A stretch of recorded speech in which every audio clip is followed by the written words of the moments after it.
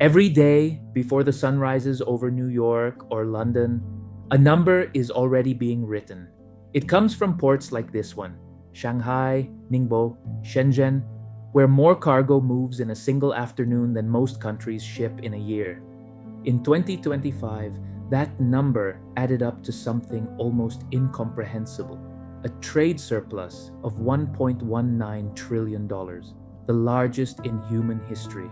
But the surplus itself isn't the real story.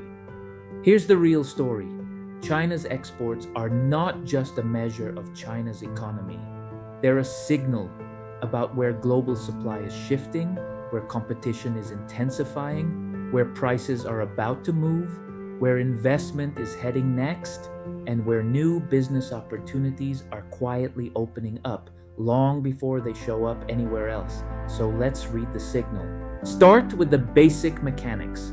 China makes more than it consumes. Factories built for export, a savings heavy population, and a state that treats manufacturing as a strategic asset, not just an economic one. The result is a permanent surplus. And in 2026, that engine hasn't slowed, it's accelerated. Exports have been running at their fastest pace in years, driven by two forces stacked on top of each other: a global race to secure semiconductors and AI hardware, and manufacturers rushing shipments out ahead of new tariff deadlines. But look closer at what's being exported, and the picture changes. Toys, textiles, furniture, the low cost categories that used to define made in China are shrinking as a share of the total. What's replacing them is higher up the value chain: chips, EVs, batteries, industrial machinery. China isn't just the world's factory floor anymore, it's becoming the supplier of the components everything else depends on. And that's exactly why the export data matters more than the headline number. Every rising category is a clue about who's about to feel pressure and who's about to find an opening. Take a single product: an electric vehicle rolling off a Chinese assembly line headed for export. Most coverage stops at the finished car, but the car is only the last step in a much longer chain. Batteries, semiconductors, precision components, and the machinery that builds all of it. So when a product category in China's export data starts climbing, there are three questions worth asking.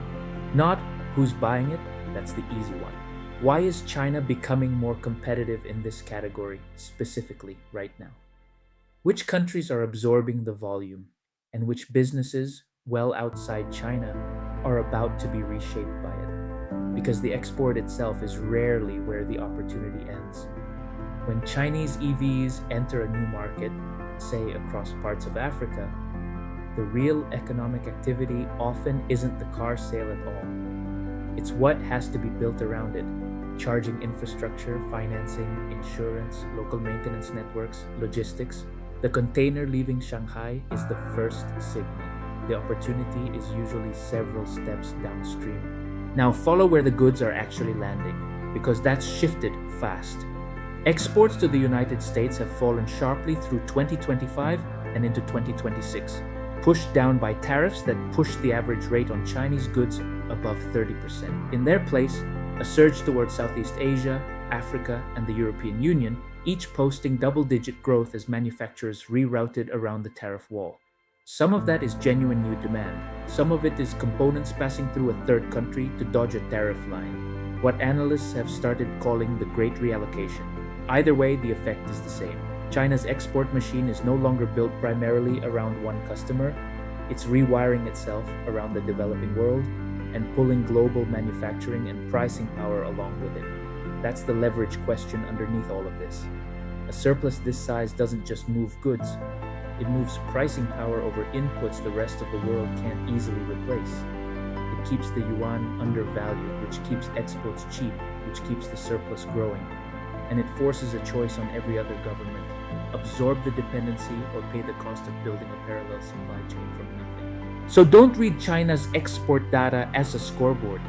Read it the way it was meant to be read, as a signal about supply, about competition, about prices, about investment, and about where the next opportunity is being built.